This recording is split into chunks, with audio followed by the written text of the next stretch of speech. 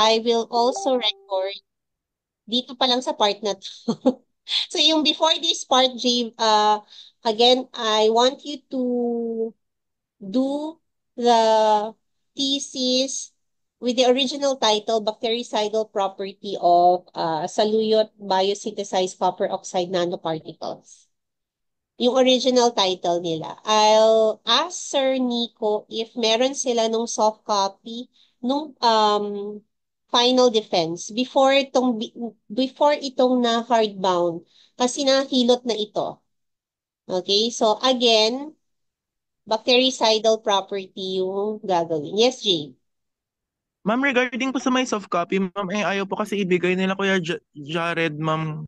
And Yeah, it's okay, sabi po it's ni Sir okay. Nico, ma'am, Meron yung kami sinabi po ni Sir Nico, ma'am, Yeah, meron kaming soft copy nung before sila nagbigay ng hardbound.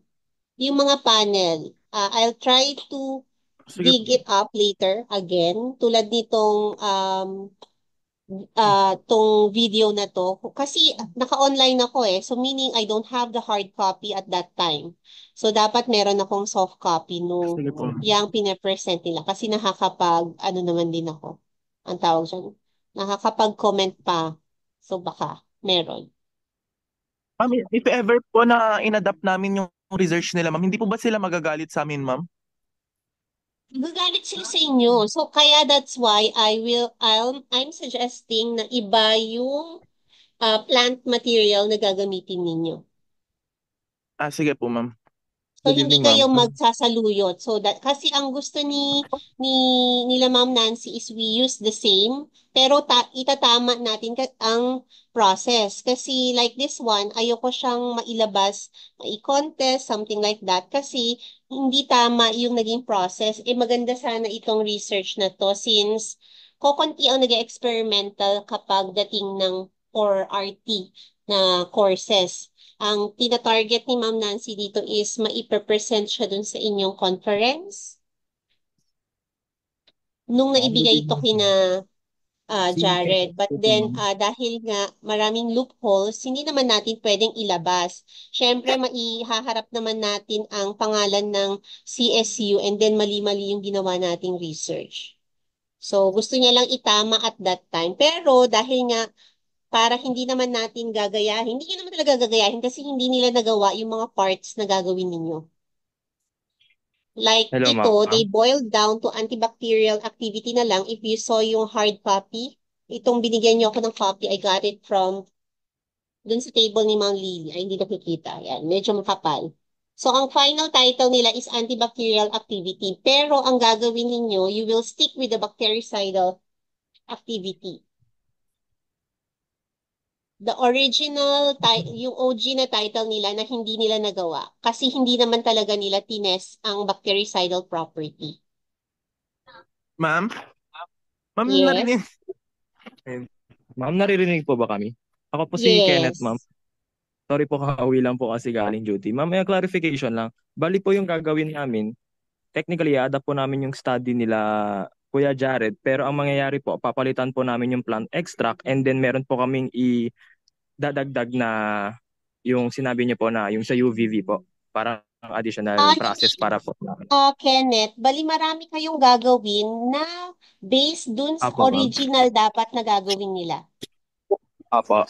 Nagets nyo Ah, ba? Ang original study nila is bactericidal activity of blah, blah. Mahaba ito eh. Parang first pa lang yan sa aking comment. That's why I'll ask you to submit a resubmission form using yung form natin, the activity number 1. But kailangan ito yung imi-minutes nyo is yung from the defense nila, Jared. So tatanggalin yung part na sasabihin ko magbo-boil down kayo to antibacterial activity. Kasi pinatanggal namin sa title nila yung bactericidal. Later, meron pang mga comments. So, yun nga, I'll try to pull out yung copy ng final defense nila. Hindi yung copy na nakuha ninyo from Sir Nico na hardbound na. sige po, ma'am. Ma'am, So, regarding po sa research advisor, possible po ba na if kayo pwede, ma'am? Or hindi po? ah, Usually kasi I don't accept advisorship pag ako yung instructor kasi it will be unfair to all the other group members. Um, I suggest or pwede ako maging tawag din, co-advisor siguro. Pero I'm suggesting the original advisor, si Ma'am Rox. Ma'am Rox is in Belgium now, but you can contact her naman uh, through GC. I'll let her know din for this group. Sige po, ma'am. Thank You you will very see in much sa po. paper, the original advisor was Ma'am Rox, but she wasn't contacted before kasi nag-experiment and nag-final defense sila Jared. So therefore, alam niya yung mga loopholes, pero hindi siya na-correct before nag-final defense tong sila Jared. Sige She's po, ma'am. aware. Thank you very much po. So mag-guide niya kayo better kasi alam na niya kung ano yung mali nila Jared uh, before. Kilala niyo naman si Ma'am Rox, di ba? Ma'am Roxanne po, ma'am. Opo. Yes, yes. Okay. Uh, shall we continue to watch? Kasi syempre maraming nang nagdaan ng mga final defense and all. So hindi ko na alam kung ano yung mga nasabi ko dito at that time. So we can watch together. Pero you do the minutes na for this. Sige po, ma'am. Thank you po.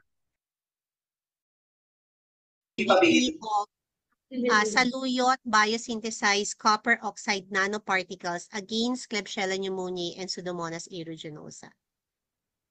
Yes. Okay, next natin, wag na siguro to. Sa introduction natin, you talked about, you make only one paragraph talking about your AMR and only one paragraph on nanoparticles. You should highlight here yung compatibility ng ating yung biosynthesis. Compatibility no sa luyot at saka yung copper oxide nanoparticles kasi that is what is different dito sa inyong paper. Okay, and then meron naman yung significance niya. For your research paradigm, ngayon lang ako nakakita ng experimental na gumamit ng IVDV na paradigm. You use IVDV if there is relationship. Meron kang dependent variable, may independent variable. Usually not all the time, sa experimental, we use IPO, input process output. For your study, your input will be your saluyot extract, your copper sulfate solution, and your bacterial strains.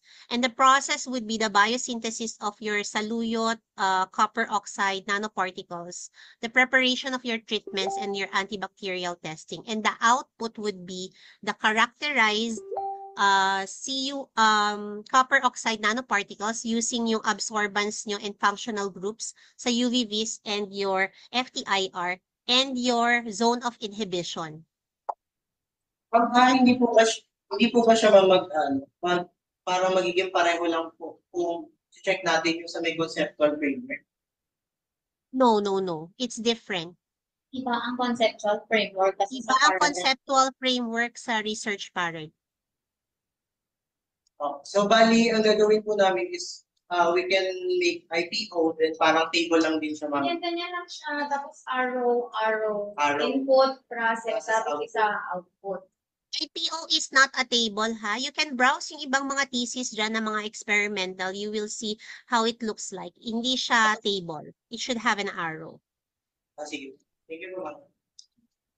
And then throughout your paper, you've been calling your product the CUONPS lang.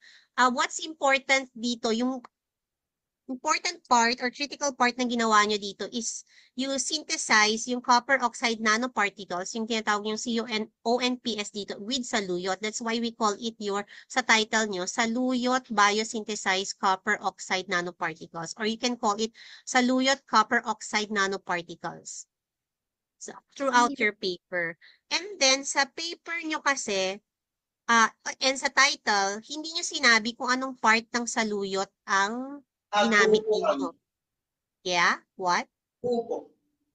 Buo, even the roots and the Yes stem? po. Yes po, lahat po. Okay, the whole plant. So you should emphasize that dun sa inyong methodology na whole plant ang gagamitin ninyo, not the leaves. Kasi parang yung picture nyo, walang kasamang roots. Hindi, yung picture nyo kasi leaves lang ang nandoon sa RRL nyo.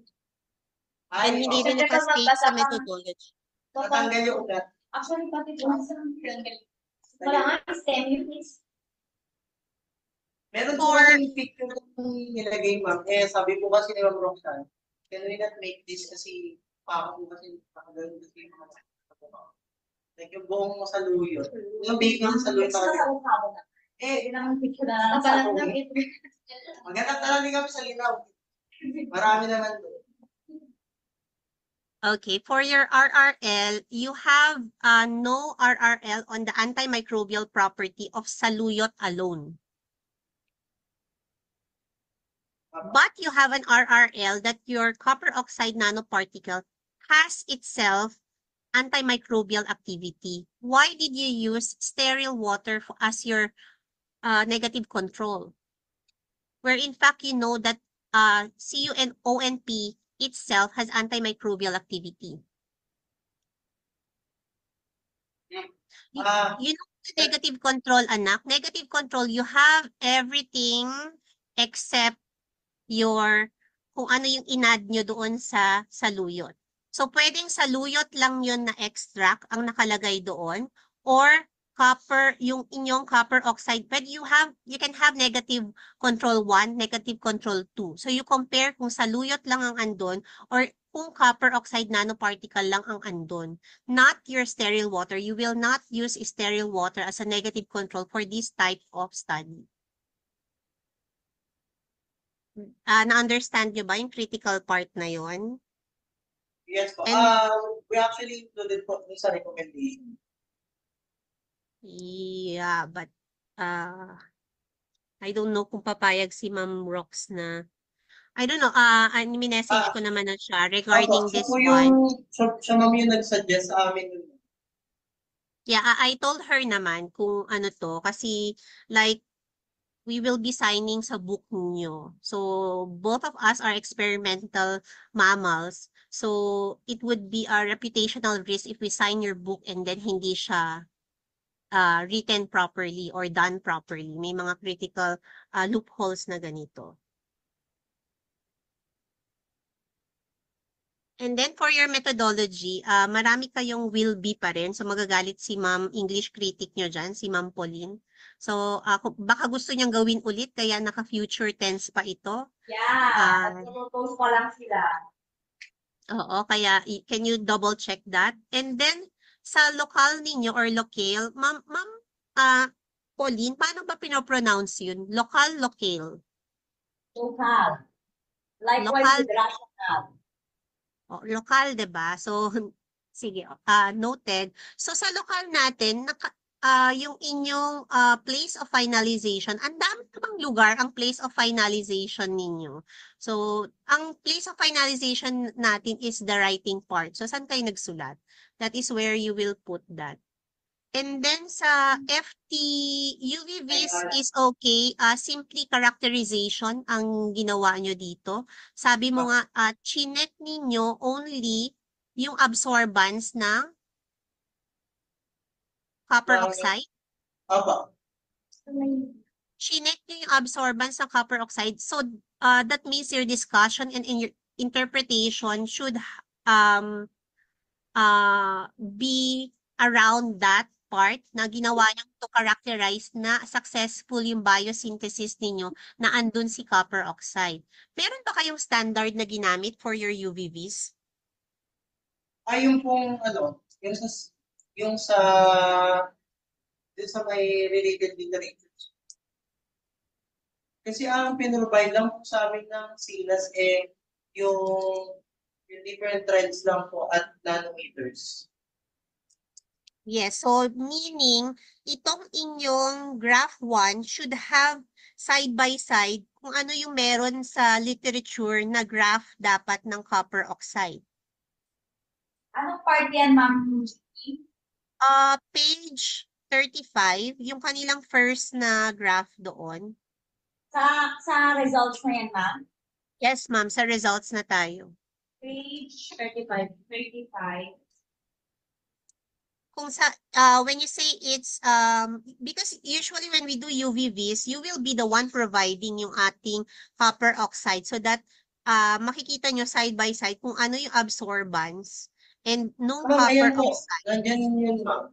Yung blue and orange po. Blue and orange. Blue is your Yung blue po is yung sa amin po, yung colloidal. Kasi hindi pa siya na-centrifuge pa. Kasi ang nakalagay po sa related po, na to, may saluyot na to. yes po. So, before po siya ma-centrifuge, But and then bago po siya ma-furnace, your po, standard, you mean your standard is the orange one? yes po. Ay, naman o, the orange po. Yung Bakit copper copper oxide. sulfate ang inyong standard, hindi copper oxide? Pa? Bakit copper sulfate ang ginamit yung standard? Solution siya, ma'am. Kasi siya po yung Yes, chemical synthesis po. solution siya anak, but Apa. hindi naman yun ang hinahanap natin na absorbance. Wala tayong copper sulfate na hinahanap sa absorbance ninyo, kundi yung copper oxide. Hindi, ma'am. Kumbaga, yung copper sulfate pentahydrate solution po kasi, yun po yung conventional method na kung saan ginamit po namin as synthesizing agent po. I know, anak, but dito sa ating paggawa ng UVVs and FTIR, we are characterizing your product now kung successful ang biosynthesis ninyo ng saluyot and your CONPS. Not itong dinagdag nyo na copper sulfate dun sa inyong product. Naintindihan ba, anak, yung sinasabi ko? Paano ulit, ma'am? Dito sa ating UVVs and FTIR, what you are doing is you are proving or you want to confirm if yung inyong biosynthesis of copper oxide nanoparticles plus saluyot ay successful. Apa. That's why ang dapat na inyong positive control dito ay your copper oxide. Not the raw mat na ginamit ninyo sa biosynthesize ng saluyot copper oxide nanoparticle. Bali, ano din yung gagawin nila dyan, ma'am? We should have the absorbance peaks of copper oxide dun sa kanilang, yun ang i-compare nila, not the copper sulfate. Meaning after they biosynthesize yung copper oxide nanoparticles using the saluyot extract, yung UVVs is to confirm the formation of nanoparticles. So wala naman dun sa nanoparticle ang copper sulfate. Bakit yun ang i-check natin na absorbance peak? Ano yan, ma'am? Copper sulfate pentahydrate solution. Po kasi Wala yung pa yung nailagay. copper oxide dyan. CuSO4 yan with 5 water. Ma'am, hindi water yung nilagay namin dyan. Copper hindi, oxide. Yung Kahit nandun po hindi sa... water ang nilagay nyo dyan, the formula for copper sulfate pentahydrate is CuSO4.5 water. So, Do you know, you check articles, you check your paper, the absorbance peak of your copper oxide nanoparticle should be around 250 to 300 nanometer, which is hindi nyo kinuha na absorbance peak dito sa inyong what do you call that? UVVs. That's why it's a critical mistake.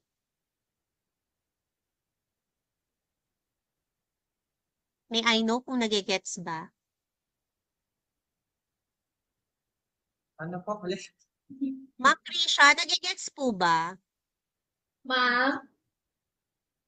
Papasakitin Pwede bang matagal ba gawin to, ma'am? Kapag itong part lang na to, Madali lang siyang gawin, ma'am. Mali yung kanilang wavelengths na pina-check. It should be 250 to 300 nanometers.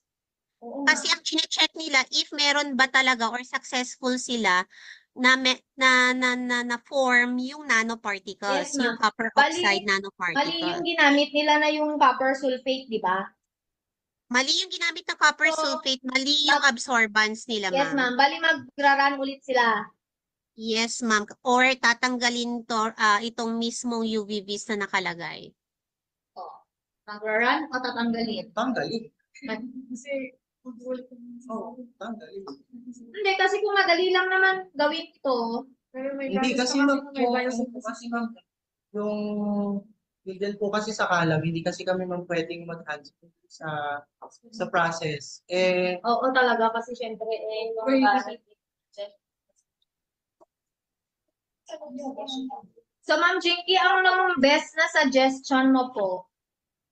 Ang best na suggestion if they want to retain the copper oxide nanoparticles na nakalagay sa title nila is do this. Oh, you do this daw kapag gusto nyo daw i-retain yung nanoparticles. Pero kung Kasi ayaw, dito, hindi patanggal natin yung pwedeng sabihin may nanoparticles yung inyong product. Especially, you go to your FTIR na slide. Slide daw. FTIR daw. Even your table sa FTIR ninyo.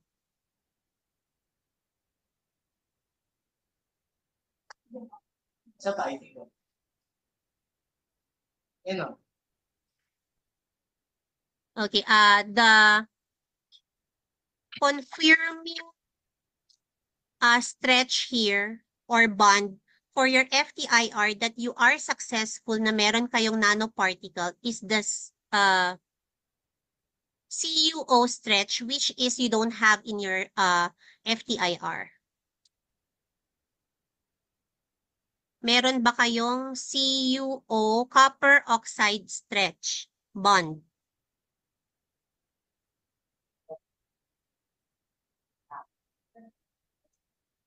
You can have all these bonds na meron dyan, but the very important part na sabihin ninyo na meron kayong copper oxide nanoparticle is the copper oxide bond. Wala kayong copper oxide bond dyan. Meron po ba? Wala. Wala po ma'am sa binigay na result po ng ATMAT. So meaning, in short, anak, unfortunately, sadly, wala kayong copper oxide nanoparticle sa product ninyo. It's okay. The results are results. You need to put there sa inyong FTIR, you remove yung UVVs ninyo since ayaw nyo na siyang gawin ulit. You retain this FTIR, but you will tell dito sa paper na to na hindi successful ang biosynthesis nyo ng saluyot copper oxide nanoparticles since you don't have the peaks for the copper oxide stretching that should be observed between 600 to 800 nanometer wavelength nila. Sila nagbigay nito, di ba? Walang copper oxide. Ay, yung sa yung ano? Stretching. You have only, ito pampa-beauty lang itong mga oxygen, hydrogen stretch, CH Ma'am, yung sa stretch. ano ba to ma'am? Wait lang ma'am. Binigay po kasi nila sa amin is, yung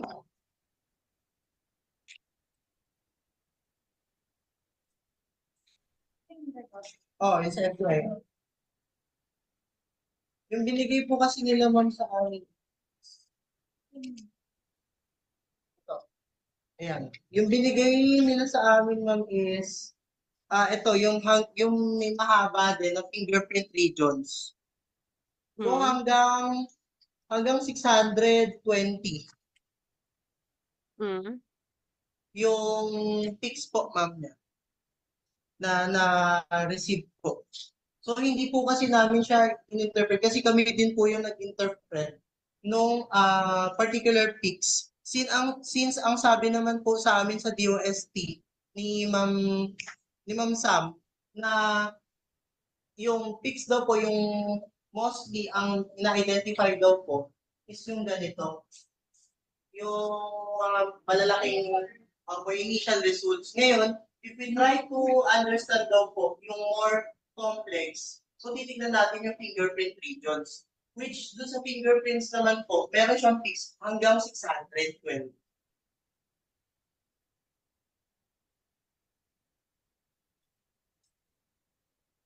Bali yun ma'am yung binigay po ng ADMATEL. Kayo ang nag-interpret nito. Why did you not look for the copper oxide stretch? Yun ang confirmatory that you have biosynthesis, confirmation of biosynthesis of your nanoparticle. Kasi ma'am, ang parang naging basis na lang din po namin is yung related studies na yung yung largest areas or portions daw po, yung main determinant daw po na initial results na there's a presence of copper oxide nanoparticles. Pero since Anak, Jared, I'm sorry to tell you, no, the articles cannot tell you na that bigger part, it will tell you that there's a copper oxide functional group dyan kasi wala. The bigger part will not show you. Only the peak of the copper and oxide will show you that there is a copper oxide stretch dyan, not the bigger side. Those peaks corresponding to the bigger part are organic components of the saluyot extract. That is your OH, C double bond O, CH, and CO groups. This is the part of your saluyot. But we are looking kasi kung nag-jive ba, nagkaroon ba talaga siya ng copper oxide nanoparticle doon. So, bali, mag-analyze na lang din kami ng data dito sa fingerprint region. Since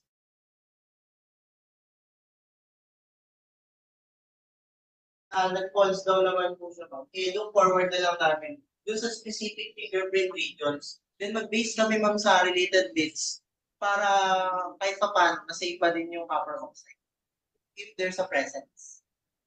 Yes, you need to put side by side dyan Yes, sa picture din na yan. Ang picture na marami kayong makukuha yan, FTIR result of copper oxide na function na stretch sa FTIR. And makikita nyo dun kung yung nakuha nyo ba na stretch dyan ay talagang copper oxide o hindi. Papa, yes. I-include namin siya, ma'am, sa analysis namin. If Jared, that is a copper oxide bonding, you need to discuss na siya ay talagang naka-form ng copper oxide nanoparticles with saluyot. Yes, If ma'am. not, we cannot hilot yung result nito. If not, you tell na hindi successful ang biosynthesis of. Yes, ma'am. Yeah, yes. Sure. Okay. Pero ma'am, yung sa UV visible, Hindi slash natin na namin. hinihilot yun kasi hindi nyo ginamit yung absorbance ng ng copper oxide. Yung Kahit yung copper oxide lang ang hanapin nyo, it's the confirmatory functional group ninyo for your UVVs and your FTIR. Yun lang masasabi na natin na successful ang ginawa nyong biosynthesis ng saluyot plus the saluyot copper oxide nanoparticles. Kahit wala na yung iba. So meaning, si UVVs nyo, hindi nyo yan mahihilot kasi hindi niya abot yung, unlike itong si FTIR mo, na inabot nila hanggang doon sa UVVs ninyo, wala nag-start kayo ng 600. Opo, yun po kasi yun kasi nabasa namin kay Selvarat sa 100. Pero sige ma'am, i-slash na namin lang kasi UVBs. Since pwede pa naman namin i-salva siya with the FTIR. Yeah, kung kaya sa FTIR. And then, now we go to your results. Ito yung medyo, can you go to your SOP number, SOPs mo? Wait lang.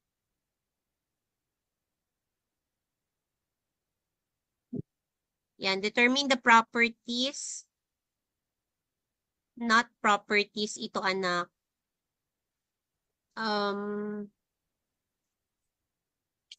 Ito, ma'am, can they change the, ano pa rin, ang tawag dyan? Objectives nila. Number 1 should be characterize the biosynthesized saluyot copper oxide nanoparticles. Tapos tanggalin na yung absorbance tsaka presence of functional groups. Kasi presence of functional groups lang yung tiningnan nila using FTIR. So, ma'am, the SOP1 would now become characterized the biosynthesis, blah, blah, blah. Yes, biosynthesized saluyot copper oxide nanoparticle. Yun, sure na marami kayong makukuha diyan. FTIR result of copper oxide na function na stretch sa FTIR. And makikita nyo dun kung yung nakuha nyo ba na stretch dyan ay talagang copper oxide o hindi. Papa, yes. I-include namin siya ma'am sa analysis namin. If Jared, that is a copper oxide bonding, you need to discuss na siya ay talagang naka-form ng copper oxide nanoparticles with saluyot. Yes, If ma'am. not, we cannot hilot yung result nito. If not, you tell na hindi successful ang biosynthesis of. Yes, ma'am. Yeah, yes. Sure. Okay. Pero ma'am yung sa UV visible, Hindi slash natin na namin. mahihilot yun kasi hindi nyo ginamit yung absorbance ng ng copper oxide. Yung Kahit yung copper oxide lang ang hanapin nyo, it's the confirmatory functional group ninyo for your UVVs and your FTIR. Yun lang masasabi na natin na successful ang ginawa nyong biosynthesis ng saluyot plus the saluyot copper oxide nanoparticles. Kahit wala na yung iba. So meaning, si UVVs nyo, hindi nyo yan mahihilot kasi hindi niya abot yung, unlike itong si FTIR mo, na inabot nila hanggang doon sa UVVs ninyo, wala nag-start kayo ng 600. Opo, yun po kasi yun kasi nabasa namin kay Selvarap sa 100. Pero sige ma'am, i-slash na namin lang kasi UVVs. Since pwede pa naman namin i-salva siya with the FTIR. Yeah, kung kaya sa FTIR. And then, now we go to your results. Ito yung medyo, can you go to your SOP number, SOPs mo? Wait lang.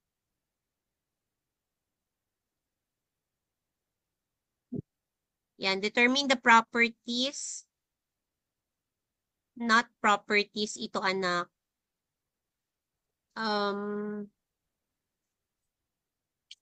Ito, ma'am, can they change the, ano pa rin, ang tawag dyan? Objectives nila. Number 1 should be characterize the biosynthesized saluyot copper oxide nanoparticles. Tapos tanggalin na yung absorbance tsaka presence of functional groups. Kasi presence of functional groups lang yung tiningnan nila using FTIR. So, ma'am, the SOP1 would now become characterized the biosynthesis, blah, blah, blah. Yes, biosynthesized saluyot copper oxide nanoparticle. Yun lang.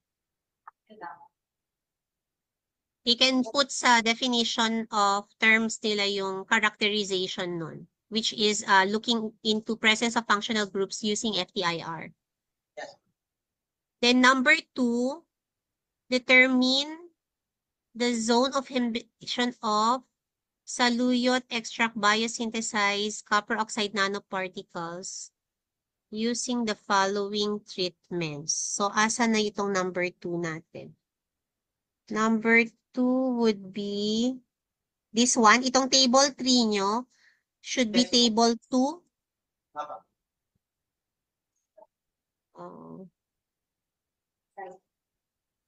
Anak, you should have the legend here ng pag 6 siya ay Ma'am Krisha, ano to? 6 ay resistant. Ma'am?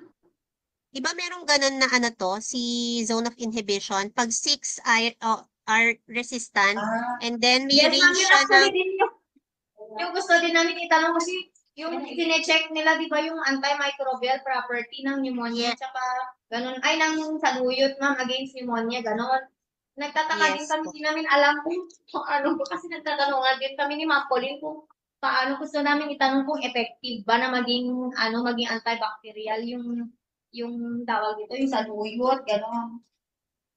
Jared, you put yes here po. naka-asterisk sa baba yung kanyang interpretation kasi wala din ito sa methodology nyo ng data analysis. Data analysis kasi ng zone of inhibition ninyo, yung 7 to something, ito ay moderately something, susceptible, mga ganon. Wait lang. Anong table sila pupunta? What, this one? Table 3. Table 2. Yan. Table. Okay. Lagyan namin ma'am ng legend, yung 6 millimeters. Ano yung mga mag-significant? Negligible. Okay, so yun ang dapat na para alam, unang tingin pa lang may intent ka na because mami as example is that actually experimental. Kaya now, when you were explaining, I totally learned to understand the relevance or the relation or result. Kasi wala naman ako nakikita kung ano siya. Kasi resonance, yung tawag dito. Walang kapupuntahan. O tama. Sabi ni Ma'am Jane. Tingnan mo kung resistant. Resistant, intermediate, tsaka susceptible. Parang ganun. Meron sila, sa MLS kasi ginagawa to, meron sila yung kapag ang ginamit nila na positive control ay, let's say,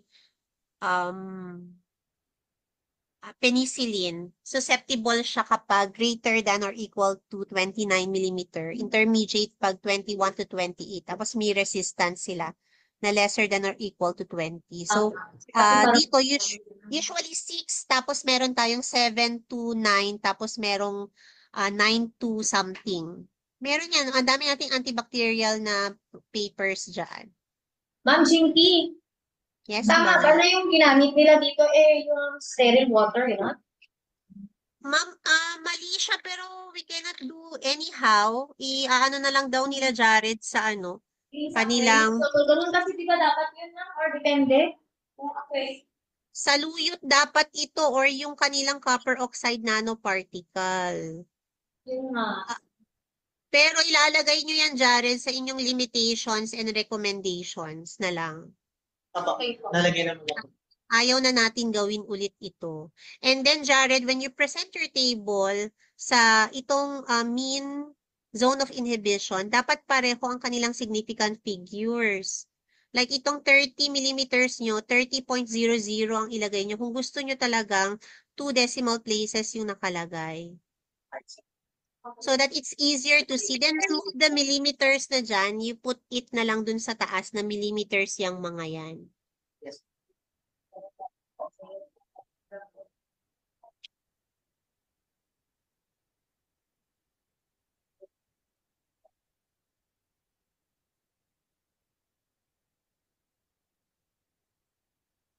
And then, ang inyong, okay naman na to. Anong sinabi nyo dito? Dito dapat na-explain ninyo na according to zone of inhibition, wala pang statistical analysis, ay may effect ang inyong product. At habang tumataas yung concentration ng saluyot, mas tumataas yung we don't say effectivity, mas lumalawak yung zone of inhibition niya because we cannot, hindi siya implied na ganun. We cannot conclude pa lang na ganun. So, after that, bakit yun lang ang discussion nyo dyan? Pagod na? Pagod na, Jared? Saan ma'am? Yung discussion nyo dyan sa table 3, yun na yun. Yes ma'am, kasi pinokusan namin siya dun sa when treatments with gano'n ma'am. Ayan, sasabihin ni Ma'am Pauline dyan, when you have this data, you tell us the trend of the data that you have. You have for Pseudomonas aeruginosa, you have for your Klebsiella pneumoniae. You need to discuss it, compare it with the positive and the negative control, apart from the trend that you have. And then you need to interpret it. Meron itong mga citations from your RRL na. Ano ba ang sinabi? For example, itong kasi itself, for example, si saluyot extract, meron siyang antibacterial property against Pseudomonas aeruginosa and Klebsiella pneumoniae. And you are supposed to be expecting na synergistic ang effect niya apart from new yung drug delivery system niya using nanoparticles itself, si copper oxide nanoparticles ay meron din siyang antibacterial property against Pseudomonas aeruginosa and Klebsiella pneumoniae. That will be according to literatures ang ilalagay ninyo. Hence, dito makikita nyo sa trend na kahit hindi nagbago yung amount ni copper oxide nanoparticles, ang binago nyo lang is yung extract ng saluyot, tumataas yun. So, you can say na it may be, hindi nyo sasabihin conclusion na, it may be due to the increasing amounts of the saluyot extract, yung pagtaas ng paglawak ng zone of inhibition against Pseudomonas aeruginosa and Klebsiella pneumoniae. And then you put RRLs already there with pertaining to your saluyot only.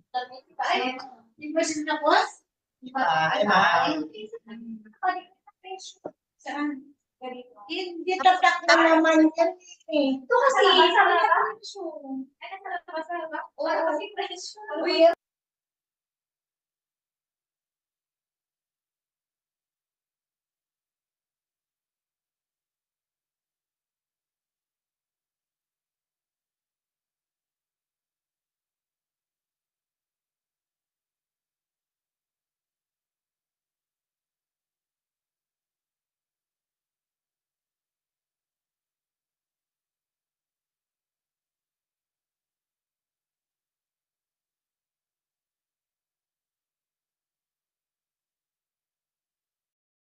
Okay.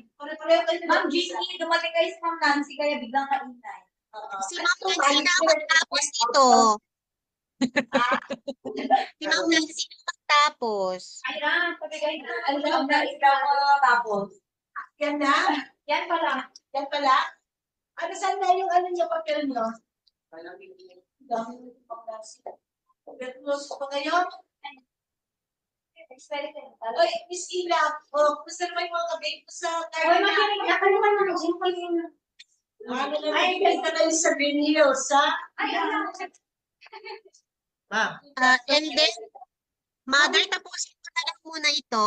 Sa kanilang objective number 3, determine if there is, Mother, or wrong grammaring itong ano nila, SOP nila. Determine if there is a significant difference in the, we cannot say effectiveness, in the zone of inhibition of your saluyot biosynthesized copper oxide nanoparticles against Klebsiella pneumoniae and Pseudomonas aeruginosa. Hindi naintindihan to ni Ma'am Pauline kanina kasi yung table number nyo nasa baba. Table 4 ito, comparison of test results. Zone of inhibition, hindi effectiveness to zone of inhibition of different concentrations against Pseudomonas aeruginosa. Diba, against treatments lang tayo, meaning you should remove here the positive control and the negative control. Kasi ibang objective yung positive control and negative control nyo. You want to compare if kung wala namang pagkakaiba, kung 1.25 milligrams lang ng saluyot extract ang ilagay nyo sa 10 milligrams. So, mali itong inyong statistical analysis, anak, kasi sinama nyo si positive and negative control. I assume and I think pinaulit sa inyo na to ni Ma'am Roxanne.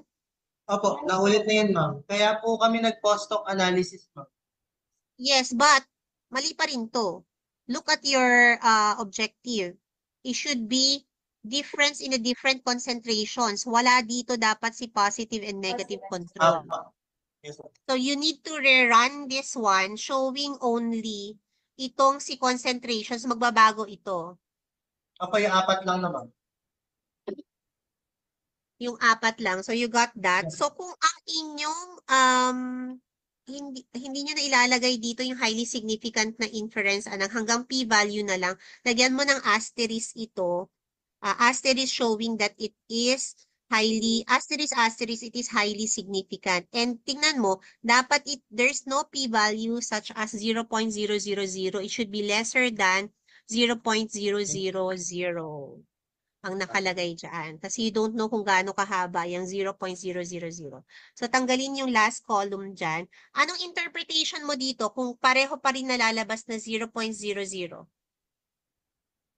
Highly significant mo. Interpretation. Anong ibig Yan niyang yung ano ko sabihin? lang kanina, Ma'am JP, yung sa hinahanap ko dun sa pag-discuss nila kanina during the presentation because they kept on telling us it's highly significant without actually explaining the interpretation when Hindi yan findings is- interpretation, Jared. Anong interpretation ng highly significant? Nasabi mo kanina during the presentation. There's a significant difference po, highly significant, between treatments.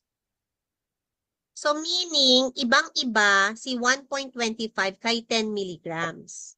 Yes po. Yun ang ibig sabihin. So, kung ako gusto ko mas mataas yung dosage, parang ito ay, let's say, vitamin C.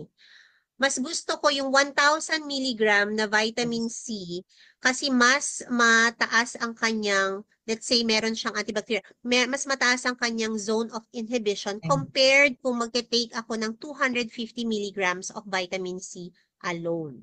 So, dapat yun ang nakikita mo dito. So, ibig sabihin, Mother Nature, it matters yung concentration niya.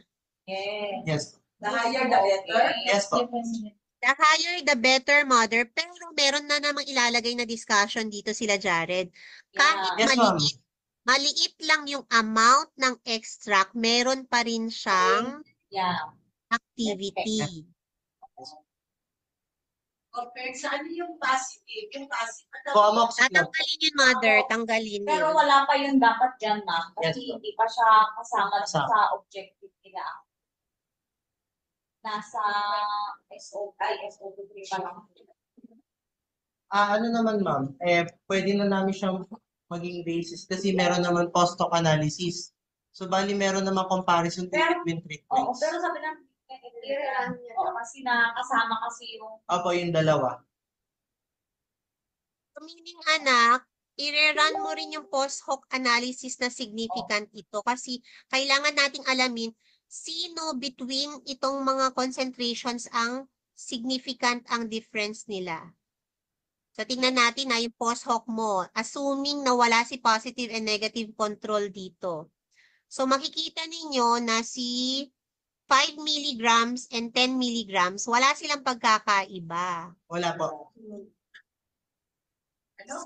Walang pagkakaiba. Ang magkaiba talaga ay si highly significant, si 1.25. Siya talaga yung naiiba all throughout. Paiba siya dun sa mga ibang concentrations. sa lower may Sa lower, siya highly significant. Si 1.25 lang. Nakita mo ba yon, Jared? Ang highly significant ay si 1.25 lang. Highly significant siya compared sa lahat ng ibang treatments. Sa 2.5, sa 5, tsaka sa 10. Pagdain mo si Tencho kasi 1, highly significant. Silang difference. Pero kapag yung magkalagay ako, si Tencho kasi 5, wala na sila magkakaiba na siya. At si Tencho kasi 5, meron din silang magkakaiba that time.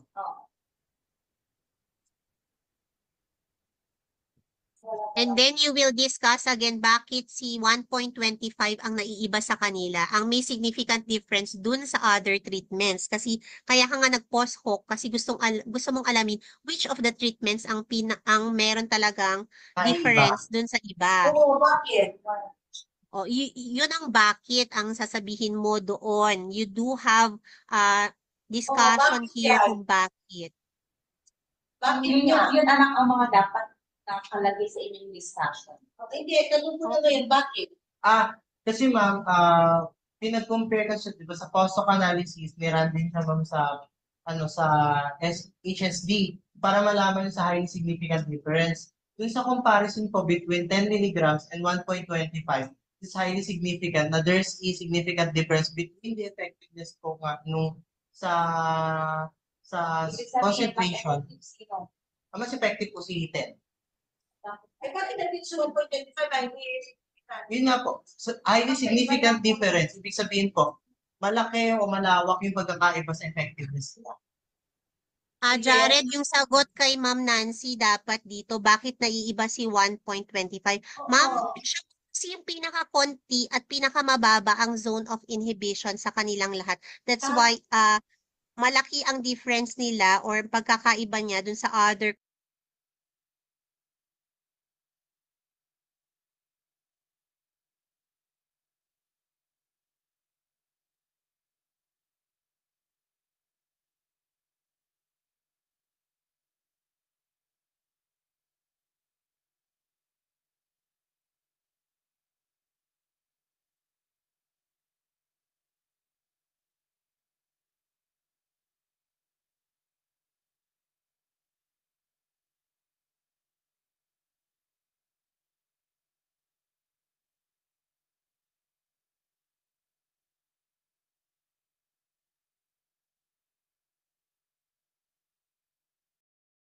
concentrations nila.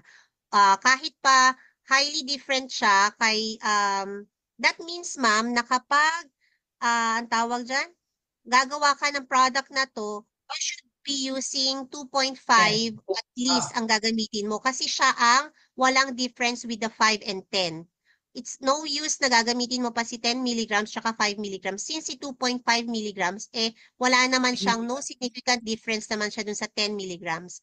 Pero si 2.5 milligrams ay meron siyang pagkakaiba with the zone of inhibition ni 1.25.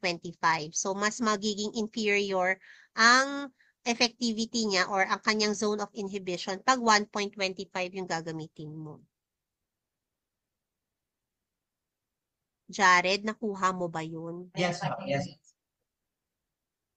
Last objective na ma'am. Jared, lahat Yung sa ng may- papel mo walang walang discussion na, puro interpretation lang ng table. Ito.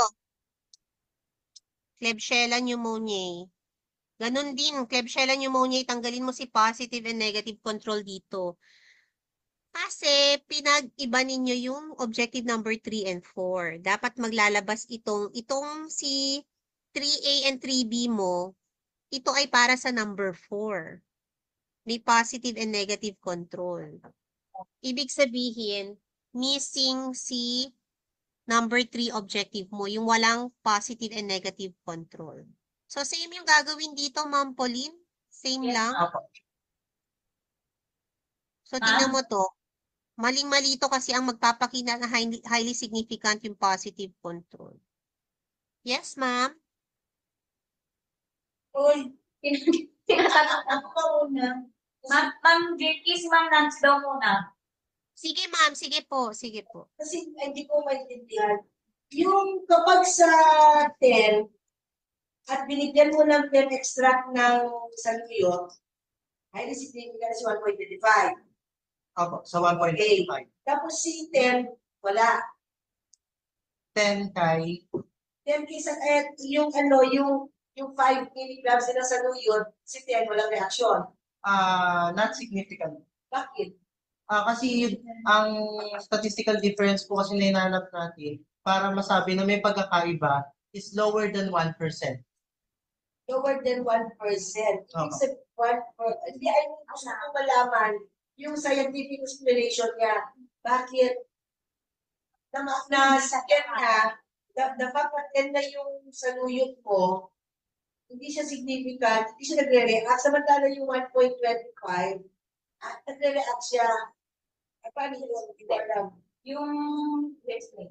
Apo. Kasi iba yung Yung sa ang basis po kasi namin is yung mean zones of inhibition. So for you are trying to compare the effectiveness of your solution, di Ito ba? yun. Sa 1.25 compared to 10. Eh, Ito talaga lang bibigyan ng paano siya. Opo. Bali based po dun sa main zones of inhibition na yung sa result po niya. Highly significant po yung 1.5 sa 1.5. 1.15 sa 10. Meaning, mas kaiba po sila ng ng mean zone of inhibition. So, malaki po yung difference niya. Malaki po yung difference nila. Mas malaki yung zone of inhibition na create ng 10 mg per ml. Actually, Which pag is more bigyan ako effective. ng layman, kasi hindi ko maintindihan ito. I want a layman's explanation. Scientific explanation, kasi hindi ko naiintindihan. Hindi ko alam ito hindi ko naiintindihan. As a liberal, hindi ko naiintindihan. That's why I'm asking it. The way na hindi ko naiintindihan. Ngayon, bakit yung 10 na concentration ng saluyot is not significant in 5, or in fact, highly significant of 1.5 ang saluyot? Reaction. Ang not significant po, parang magkaparehas lang. So, opo. So, yung 1.95 magpapalang yung concentration compared po sa 10 milligrams na concentration. So, ang malaki po yung drop na concentration. Kaya nga, ano ngayon ang doon, explanation mo doon? Kasi hindi ko naiintindihan. Mas effective po yung 10 milligrams per ml.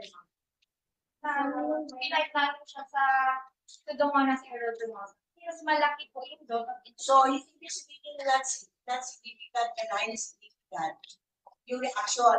Hindi po yung difference lang po ng dalawa. Hindi lang po. Concentration. So, you go higher with the concentration, bago magkaroon ng reaction. Hindi The higher the concentration, the more effective it is. na Yung effectivity mo, saluyo. saluyot. Kaya nga, Yes, the higher, yes, ma'am. which is very obvious. Ngayon, anong kinumbay nito sa saluyot? Proper Yung copper oxide na part. Ay, copper. Vitamins. Parang Alala. sampal lang. Copper. Sampo, yan sa ilagay mo kayo ng vitamins. And then, ilan yung ano po awak sa club niyo? Pareho din po, 10 milligrams. 10 milligrams Oh. ang nilagay niyo, 10, so parehas so substitution sa luyos. Opo, Ganun po yung laban, yung awak sa Hindi club. na pamataas.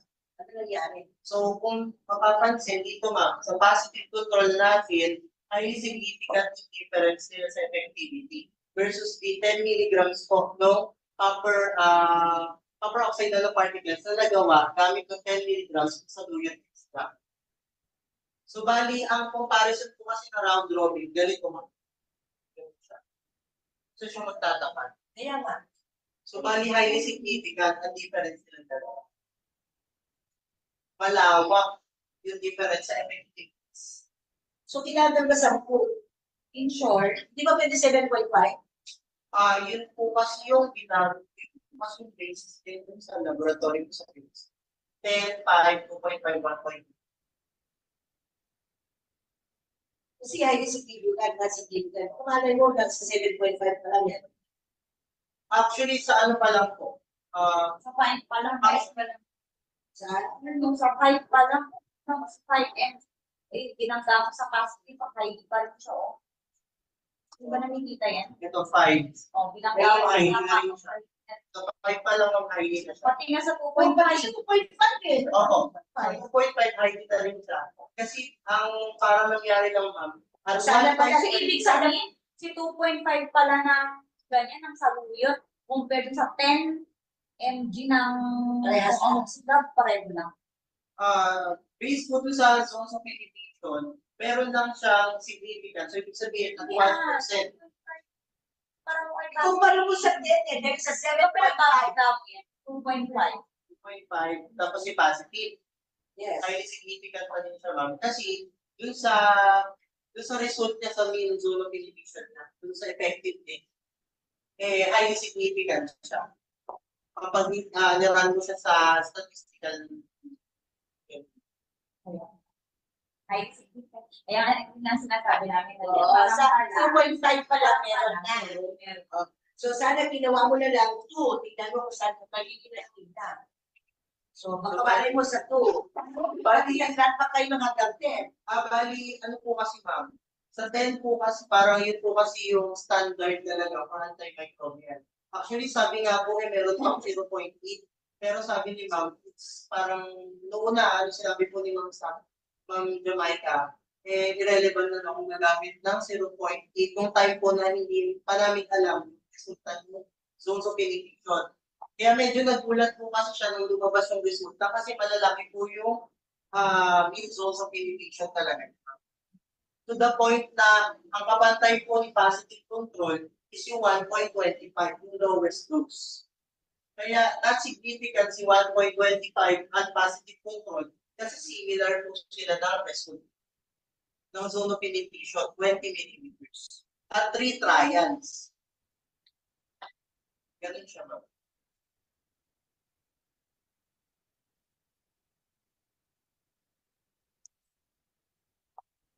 Marami pong study kung 1. Hindi ma'am.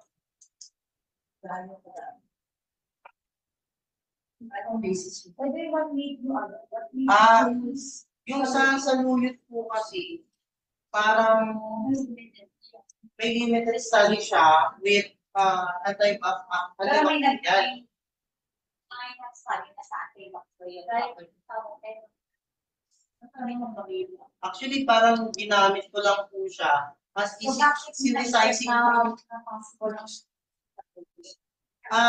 Kasi ano ma'am, di ba may synthesizing agent? So, kumbaga parang, ano yung pwede mong ilagay dun sa isang solution para makakreate ka ng copper nanoparticles. Ngayon, ma'am, naisip lang namin na what if i-try natin ang saluyot?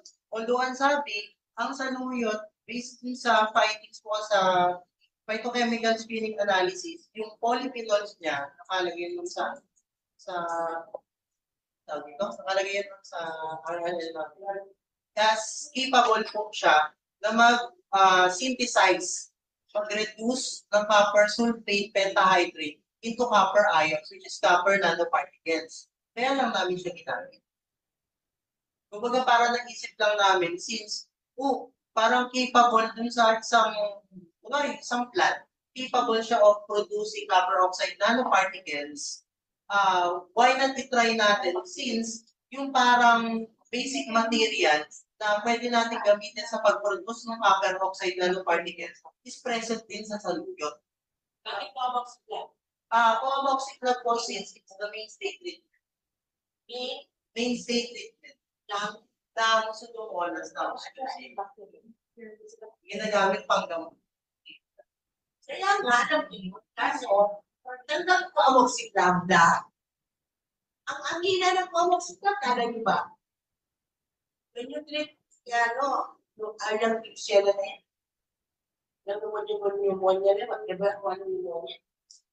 Napaka-cheap lang ng management ko kung kapag coamoxiclav ng pneumonia. Tawagin mo kasi ma'am, dito, quantification na rin ng pneumonia. Diba? Kaya, yung resulta nyo, i-compare mo doon, it will be effective. Alos, pareho may epekto. Pero kung sana yan, i-compare nyo doon sa trend ngayon ng treatment ng pneumonia, mas makakatulong kayo. Coamoxiclav is just an ordinary antibiotic, respiratory. Pero it is not the mainstay na treatment for pneumonia. Tama ba ko?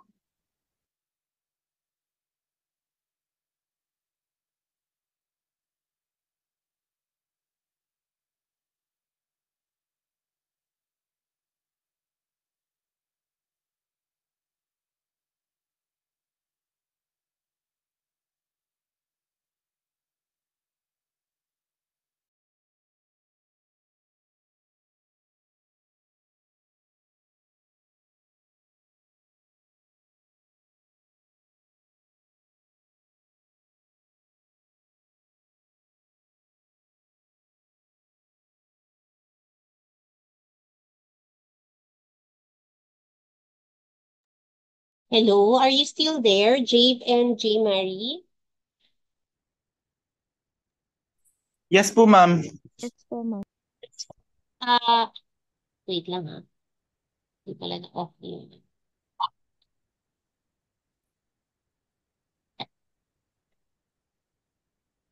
You have the link naman dito sa ating chat box. I hope na kita rin yan, nakuha ninyo so that you can go back later on dito sa recording ng final defense nila Jared.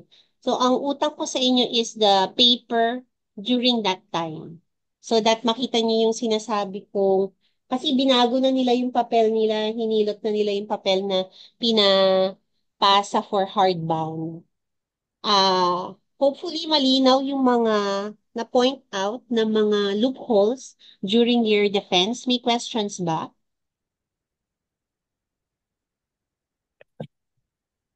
Hello, ma'am. Si Yes, Kenneth Dave. po to. Yes, Kenneth. Bali, pag-usapan po namin as a group and papanoorin po ulit namin yung recording para po malinaw po din sa amin. And once po na nasend nyo po sa amin yung soft copy ng research, babasahin po namin, then magre-reach out po kami sa inyo regarding kung paano po namin itawag ito, sisimulan man, as well as kay Ma'am Roxanne na rin po. Magme-message na rin po kami sa kanya. Okay, okay. So if you don't have questions ngayon, yun muna.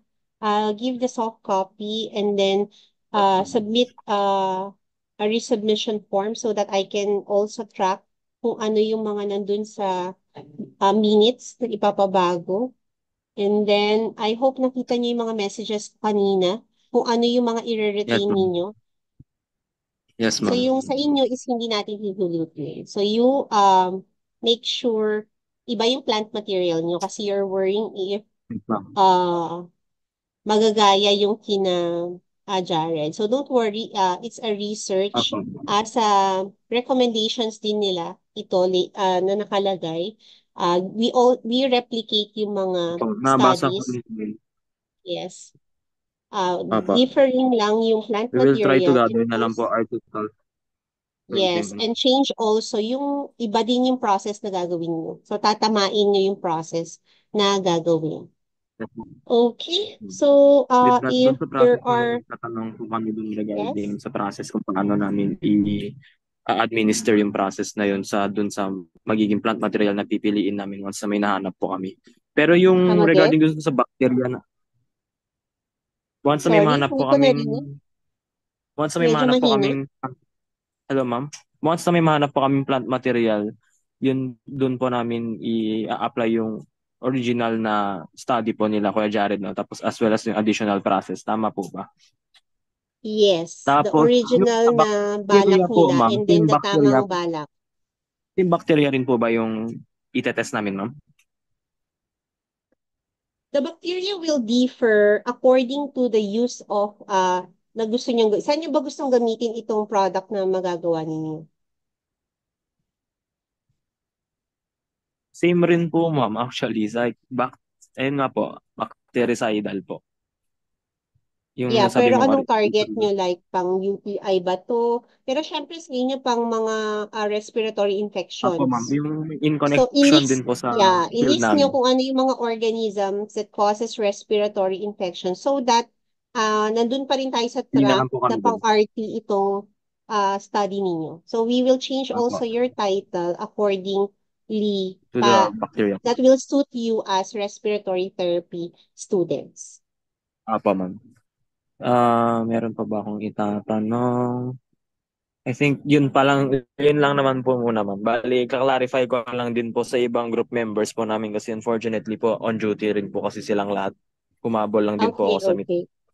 No worries. Tapos, I'm also thinking, Apo, ma'am.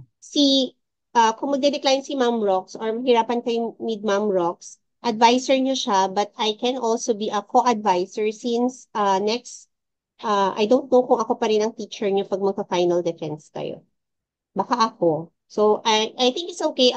Mag-aano na lang tayo, note tayo dito since kokonti kaming Apo, ma'am. experimental Apo, persons ma'am. Yun nga sa rin po class. pinaproblema namin, ma'am eh. Yeah, magno-note tayo na unlike yung others, exemption to the rule na dahil instructor niyo ako ay, ako din yung advisor niyo. Since I think, kung Opo. wala si Ma'am Rox, walang ibang makakapag-advise kasi dito sa study mo po.